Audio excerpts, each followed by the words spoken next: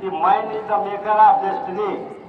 आदमी मनुष्य अपने भाग्य का स्वयं निर्माता होता है।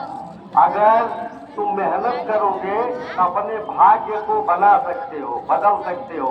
इसलिए कहा जाता है वहीं रह जाती है तुम्हारे बैग में, लाइब्रेरी में, लेकिन तुमको उस चोटी पर पहुंचा देती है जहां तुम जाना चाहते हो। तो इसलिए बच्चों से मुख्य रूप से कहेंगे कि अगर डिसिप्लिन्ड है, अगर अनुशासित है, देखिए जो बात का और समय का पक्का हो वह जीवन में कभी असफल नहीं हो सकता है।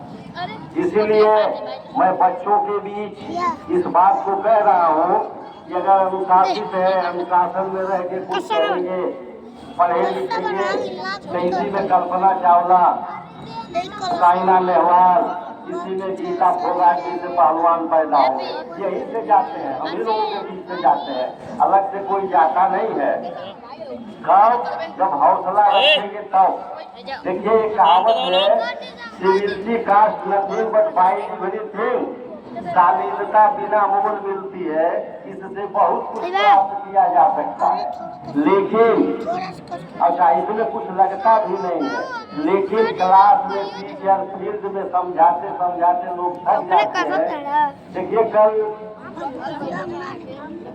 हाँ बायो की परीक्षा थी, गवर्नर साहब आए हुए थे, सामूहिक रूप से खड़ा करा के प्रश्न कर रहे थे। वो हल्ला शोर मचाते हैं, वही समय अगर पढ़ने में देंगे तो ज्यादा सफल होंगे। अगर नहीं वह लाल मिलता है अमीरों के खजाने में, तो अगर सब जरूरत है, दिल से अपनी बात करते हैं, मेहनत करते हैं। हमारे प्रबंधक जी बीच में बैठे हुए हैं, पिछली बार भी हमने कहा था आप ही एक ऐसे हैं जो परतंत्र भारत में पैदा हुए हैं, हम सब स्वतंत्र भारत में पैदा हुए हैं।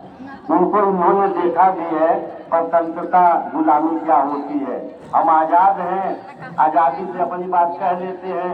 एक चीज ध्यान रखना, देश में अगर सबसे ऊपर सर्वोच्च है तो वह संविधान है।